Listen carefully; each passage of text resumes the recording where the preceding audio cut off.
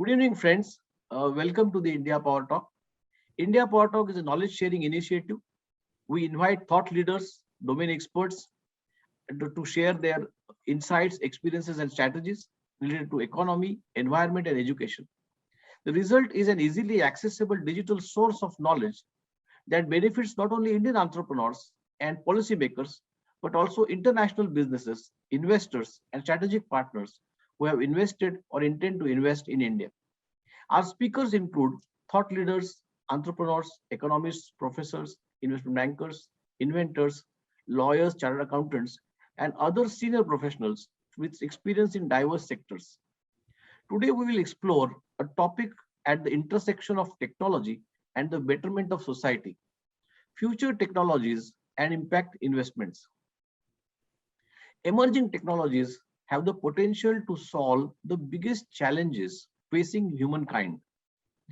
From counteracting climate change to achieving financial inclusion and access to high quality healthcare or education, new technologies on the horizon can be instrumental in a better future for people all over the world. But this will not happen by itself.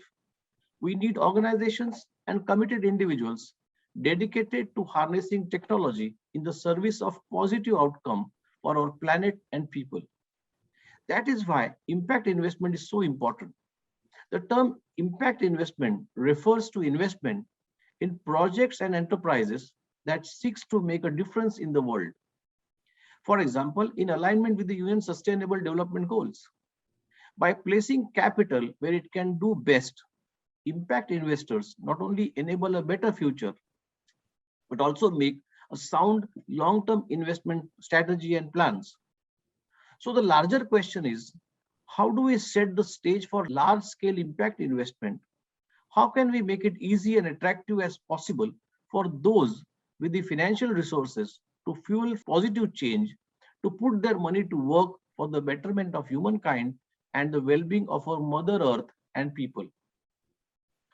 Fortunately, we have a guest who is extraordinarily well qualified to shed light on the topic and these pressing questions. It is an honor and pleasure to greet Dr. Jayne Thomason, a CEO and founder with a strong track record of international leadership in the areas of healthcare and social services. She has founded a development company that reached $250 million in revenue under her leadership. Dr. Jayne is a truly visionary leader and social innovator with a focus on emerging economies. She is an advocate for digital transformation to reduce inequality and vulnerability.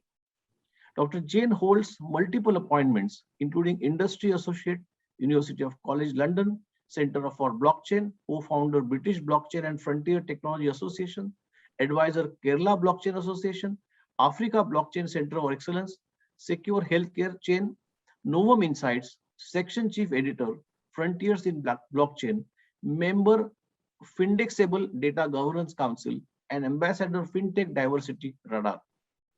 She has also published over 40 articles in peer-reviewed journals, 6 books, and multiple book chapters. The awards she has received include Top 100 Women in Crypto, Crypto Curry Club in 2020, Women in Government Tech 2019, Digital Frontier Woman 2010, UN Decade for Women in 2018, and UN Decade of Women Quantum Impact Champion also in 2018. Let me welcome Dr. Jayne Thomason. I'm so glad to have you join us for the first time, someone from Australia on India Power Talk. Thank you so much for being here. And may I, to begin with, I would like to hear from you how you became involved in impact investment. Hello, Nitin, and hello to all of your audience. It's wonderful to be sharing some of my experiences with Power Talks and with people in India. I've actually done a lot of conferences and webinars into India, particularly during the pandemic. And while the pandemic is a global tragedy, some good things have come out of it. And one of those things I think is that we speak to each other more and we have opportunities like this to be able to share. And I think people and knowledge has become more accessible. So thank you for having me on Indian Power Talks. It's a real pleasure to be here. Now, You asked me about impact investing and how I got interested in it. Well, let me start by saying all my life and all my work has been around social impact. And when I had my company, it was really about working mainly with emerging economies and how we could help them strengthen their healthcare systems and strengthen their education systems and empower women and so forth. But I think that what people have learned is a couple of things. One is that if it's just done on the basis of, let's say, charitable or philanthropic donations or government grants, you don't build anything sustainable. So I think one of the things about impact investing is it's investing in a traditional sense, but you're not just investing for shareholder return, you're investing for a social impact that you define, whether that's around climate change or reducing poverty or increasing economic inclusion. So I think that that's the difference. And I think that during the pandemic, we have really learned that this is a pandemic of inequality, that our current economic system doesn't actually look after people and doesn't actually look after the planet. It's really all about shareholder returns. And I'm hoping that coming out of this, that all of us will realize that and will think differently in the future about what we want to invest our money in and what we really define as a return that matters to us and to the whole of humanity. Absolutely. You said it. In all this time, we were talking of shareholder value every time, and also for the other stakeholders, and we never seriously, I would say, thought about the planet and the people. And the pandemic has really forced us to really think about that. And as you rightly mentioned, knowledge has become very accessible, and connectivity has helped us to really think about very seriously about these genuine issues facing our planet now. You are part of, Dr. Jayne, you are part of many interesting and important organizations, to really advocate this cause. It's hard to know actually where to begin with you, because you are really associated with so many things now. But just for the sake of our convenience, what are your current three top focal points for impact investments, if I may ask you? Well, look, I think, so let's start in healthcare, because you mentioned about that. And I think that what the pandemic has taught us is that we can change and we can pivot and we can do things digitally that before maybe the medical profession is conservative and they're risk averse and they didn't want to change. So I actually think the pandemic's been a good thing because it's forced that kind of change into medicine. So whether it's things like remote care or secure data sharing, as we've needed to share all the data about the pandemic, or if it's about even payments where people can't use cash anymore, digital payments, which have become much more important, and education and communication and getting messages out. So the first thing is, how do you leverage those sorts of changes that have been possible during the pandemic and drive further change, particularly in terms of digitalization in healthcare? The second one that I'm really interested in at the moment is around decentralized finance and everything that's going on there, because I think what we're seeing is some extraordinary innovations that are going to be able to make a big difference to financial inclusion in particular. And some of them you may know about and some of them you may not know about, but I just want to touch on three examples, and there are many. And particularly, it offers possibilities for countries like India, because you might be interested to know that even though your government is a little bit schizophrenic about what it thinks about digital assets and cryptocurrencies, India is one of the top 10 countries where the proportion of adults holding cryptocurrencies is the highest. So in fact, the top 10 currencies are all developing economies. And the reason is because people see value in this and because they see opportunity in this. So one example that I wanted to share with you is that people are now being able to earn money and put food on the table through playing games and trading NFTs. So an example of a game called Axie Infinity, where people people buy these little axes, which are, you know, little digital fighting guys, and they go and fight, and, you know, they buy things to help their axes fight better, but they can earn money through that. And there was rather a lovely video made in the Philippines where people were earning up to $400 a week and able to put food on the table of their families by playing games.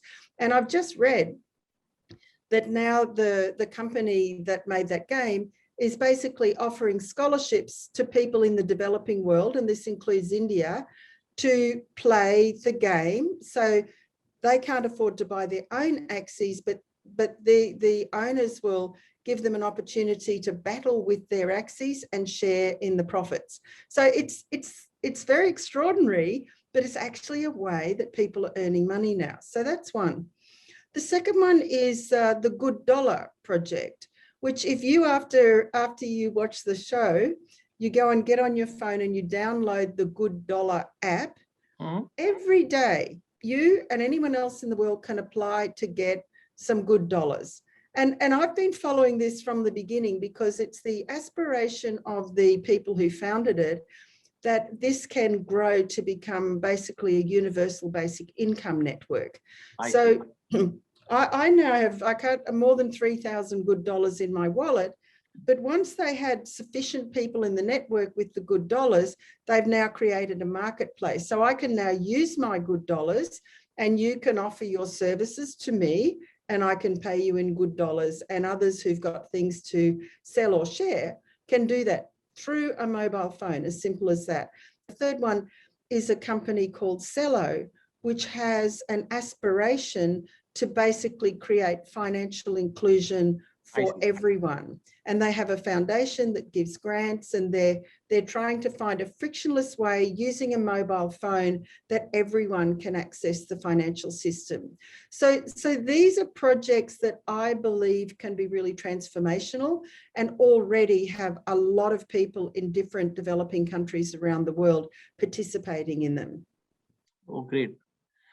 Really phenomenal. I'm sure, you know, this can really change the and help a lot of emerging economies, in particularly the poor students or poor people, illiterate people, to really change their lives.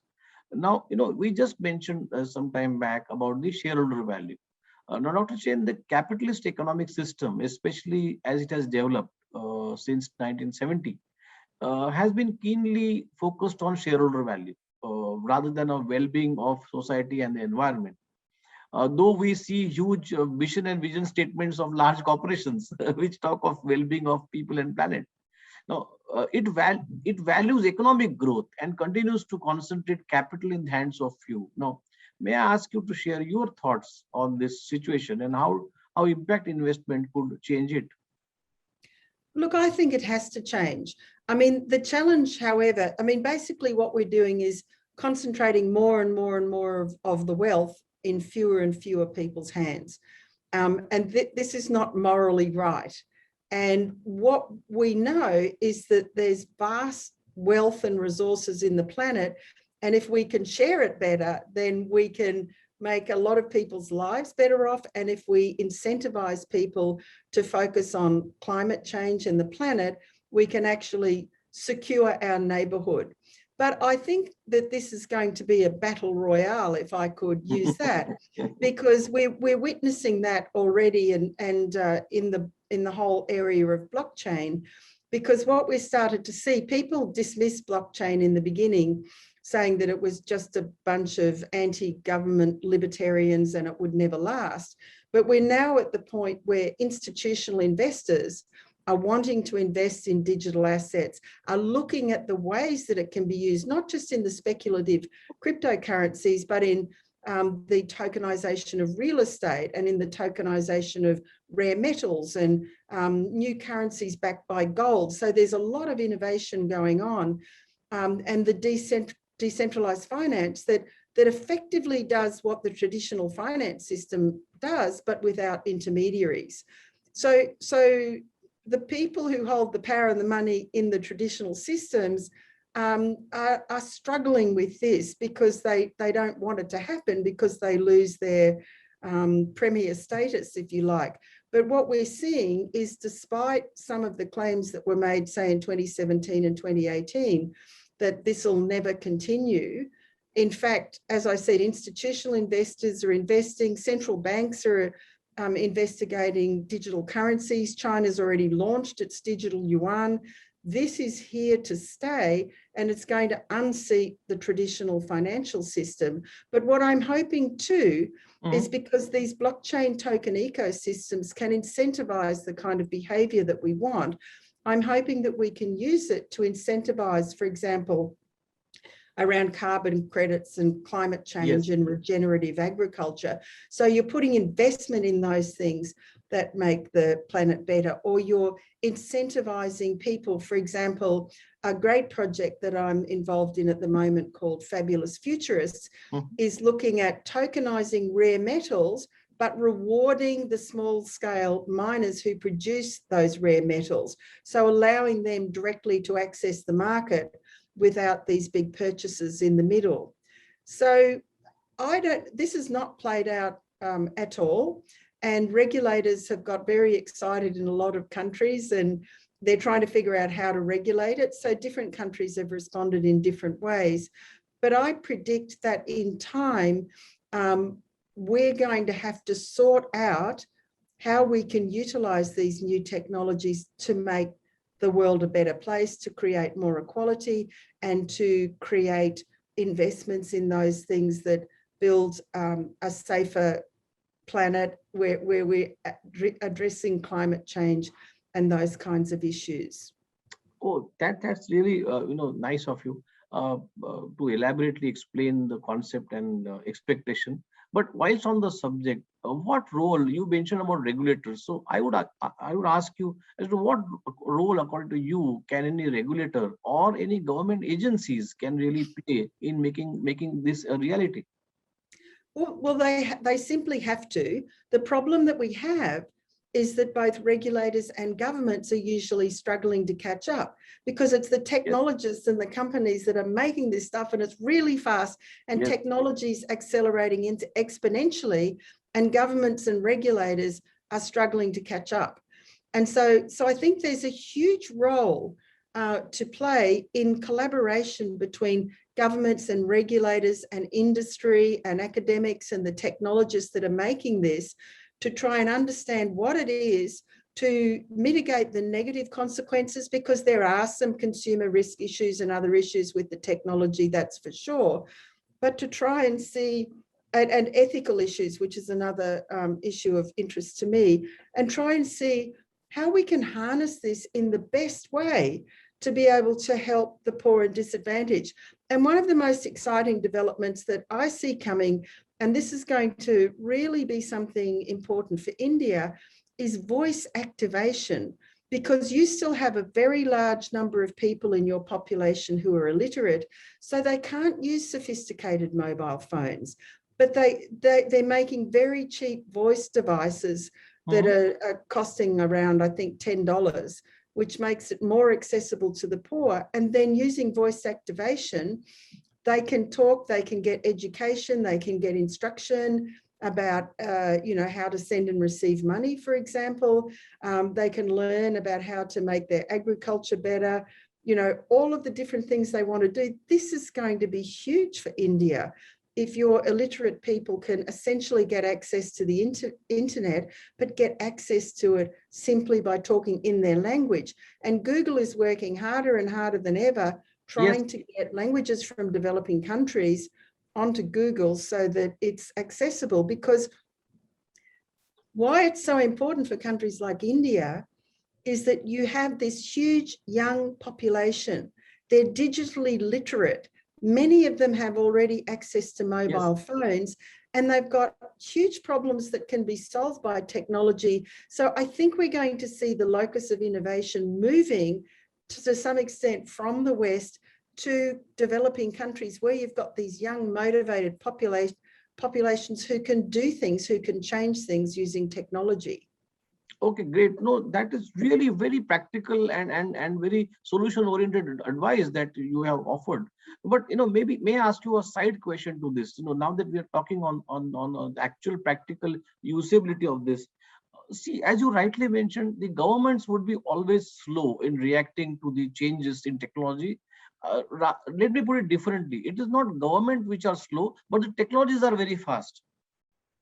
Let me to Which put it, makes the government slow. which makes the government slow. Now, how do we really bridge? And I personally see a huge role of universities in this, and young population really playing as an intermediary between the government and the technologies.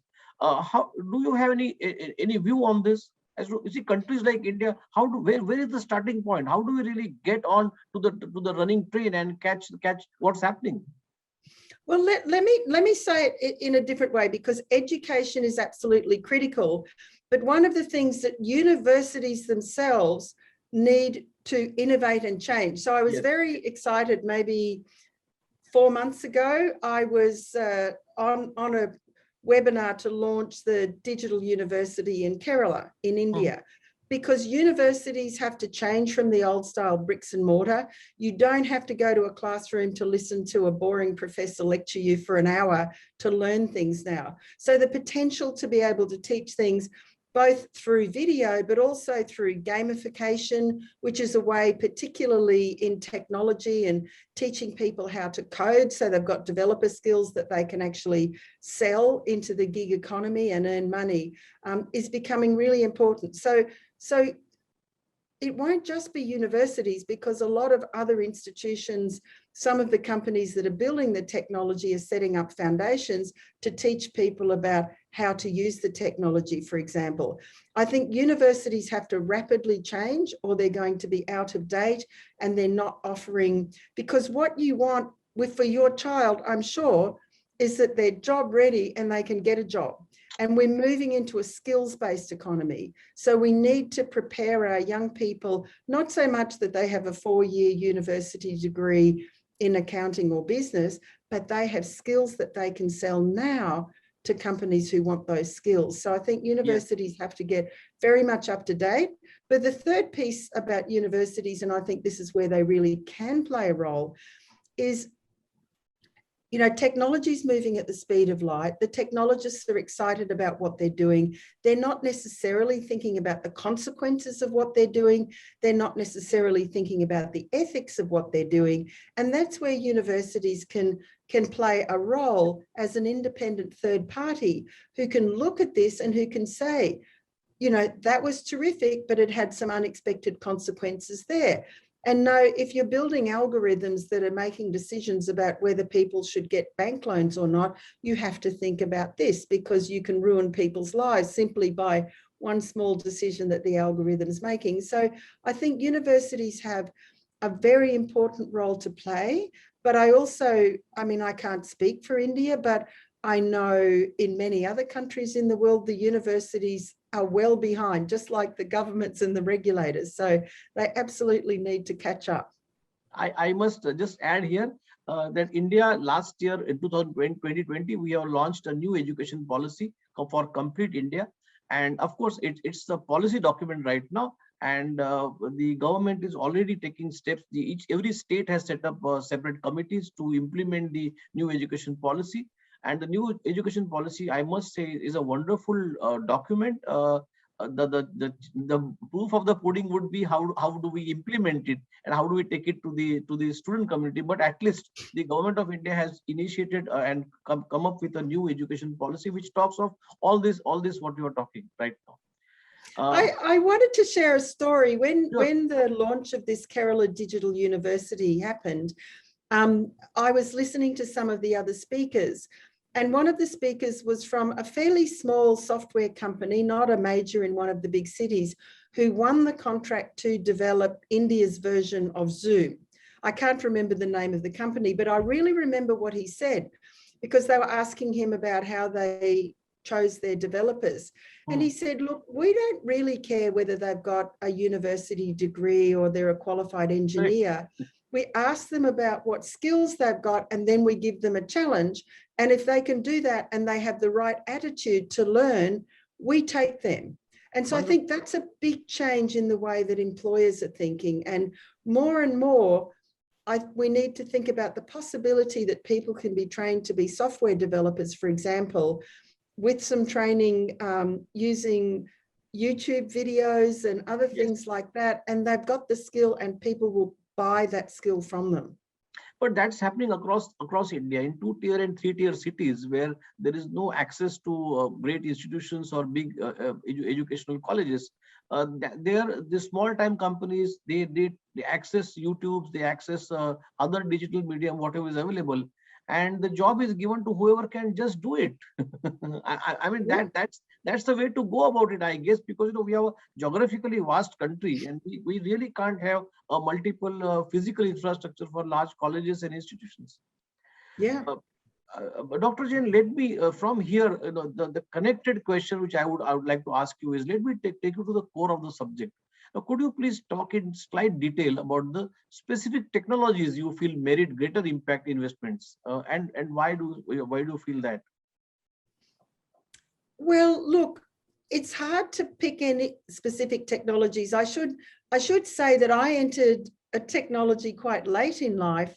I discovered blockchain in 2016, and really it was because my son told me that I needed to stop being a dinosaur and learn about this, which I did. And then I got really fascinated with all of its potential to be transformative at so many levels. But then, of course, moving into technology, I then understand that it's unlikely to be just one technology ever. And blockchain, in a sense, is going to be an infrastructure layer. But there's going to be AI, and AI is obviously becoming increasingly important. IoT, the drones. There are so many technologies now that are all going to come together. And I think people are saying that by 2050, we're going to have this sort of convergence of humans and machines, where we kind of seamlessly work together with machines to do things that they can do faster and better than us, and that we use some of our, I guess, more creative and humanistic qualities to complement the machines. So, and there's a term called singularity that you may have Yes. heard. Yes. But I think that's what we're really moving ahead to, because it's not about whether you believe in technology or not. It's just too late for that. The pace at which it's taking over is extraordinary. And what I think we need to be doing is looking out at what technologists are building and how it solves the problems that we have. And when they have sustainable solutions, they're the ones that we should be investing in. And they're the ones that we should be trying to get to scale. I mean, I had there's an Indian company that I'm working with at the moment who have developed a very, very rapid and simple way of undertaking cervical cancer screening that is going to be, potentially scalable everywhere, not just in India, but to other poor communities in Africa and elsewhere, where at the moment, women are dying unnecessarily because these services are expensive and complicated and take time. So it's those kinds of things you go, wow, if we can screen all women really cheaply and easily and scale it, Yes. that's something that's going to make a huge difference. So really just asking ourselves the questions about, what are the problems that people are facing and how we can deploy technology to be able to help us solve those problems.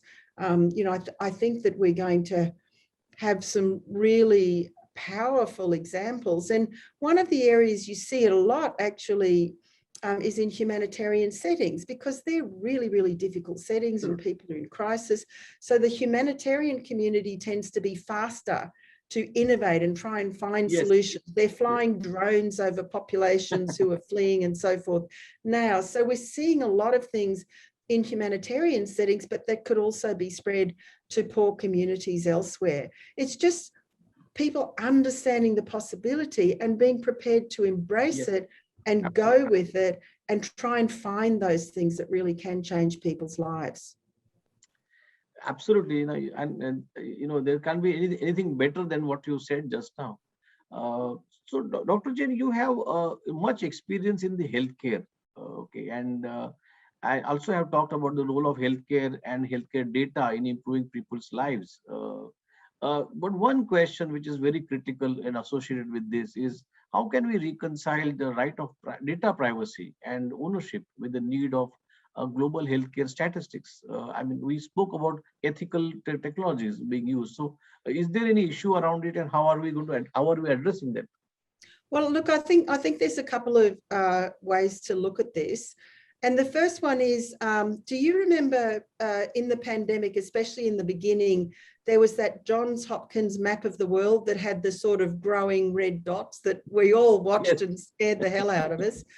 But that was actually built on a blockchain platform that enabled secure, interoperable sharing of health data. So that's one of the things that blockchain has really been lauded for, is the ability to be able to secure and transfer data in a very private way. But I think there's a second point to be made that's important, and that is that one thing is about healthcare data, but the other thing is that every time we use our mobile phone, we have given up our right to privacy. Someone Yes. else already owns our data. So anyone who thinks that we still own our data is really deluded. So that's the second point, is we're already giving it away. So we shouldn't get so excited. But the third one, which I think is really interesting, and I want to share it in relation to health. And there's some interesting projects going on around something called self-sovereign identity, which means instead of Apple or Google or Microsoft or a hospital or a radiology provider owning your health data, you own your health data, and you have the choice to permission other people to access your health data. So instead of you having to go, and what's more, your data is everywhere, right? Your doctor's got some, your hospital's got some, the health insurer's got some. You can't put all of your data in one place. So what people are working on now is the possibility that you can hold all of your data on your mobile phone, and you can choose what parts of your data you want to make available to your doctor, to your GP, but also to make your health data an investment for you. So it means that you can also choose to sell your data set to people who would like to use your data for medical research, for example. And this is becoming very important, particularly in the area of genomic research. So if you happen to have, the information on your genomic material, you can make that available. You can essentially sell it or rent it to other people to use. So it's also the possibility that people can not only hold it, decide who gets to see it, but they can also decide if they want to make it available to people and sell it for money to people who are using it for medical research. Great, great. Oh, that will be wonderful. It may take little time, but that's really fascinating. If we can own our data, nothing like it, I guess. Yeah. Dr. Jayne, you have a great experience of India. India, as you know, is a country with great potential that faces many challenges because of our geographical reasons or because of our vast population. Now, you draw a great deal of experience here. Now, may I ask you to apply this thinking of technologies to India, in specifically, and what would you be advised? Look, I think, and I mean, for example, I went to Chhattisgarh in 2018, and the government there really, and they have a population who they live in trees, and they're illiterate, and they're not connected in any way to the government system. And they had this idea of buying cheap mobile phones and giving them to the people, and then using the technology to allow them to access government services and other things that they were entitled to. So, it takes someone with some vision and an idea. There's another great project that I'm following, which is helping farmers with their insurance for loss of crops and things like that, because I know that suicide amongst farmers, for example, is a big problem in India, and so people are working on ways to try and protect them from the seasonality and other issues that allow them to be able to survive when they have crop failures and things like that. And there are also quite a number of projects that are trying to help the farmers get a better deal. everything around financial inclusion, so people can actually get access to the financial system and not be subject to loan sharks and things like that, because they're able to access it easily in a digital format, I would think would change things. But I think the incredible thing about India is just your opportunity to scale things and to scale things cheaply and widely. And now that you have such high mobile penetration, this really becomes a potential. And then if you add that with what I was saying before about voice activation, you really can get what I believe is truly the bottom billion connected to knowledge, the internet, and the opportunity to be able to access things that have been so far out of their reach. But the final thing is you also have the corporate social responsibility law, where your biggest corporations need to give a proportion of their earnings back to, social impact projects. And that's a massive opportunity, but it's maybe something that the government could be trying to harness that for this kind of digital inclusion and the digital opportunities that the technology have given us to build those kinds of things for the poor in India and for young people in India, because they need a future too. And the beauty about digital is if you've got one of these skills, if you can code, if you can build, you can be at home. You don't have to leave India and go and live in another country. You can, if you've got mobile and you've got connectivity and you've got skills, you can sell them anywhere. Great. Thank you so much, Dr. Jayne.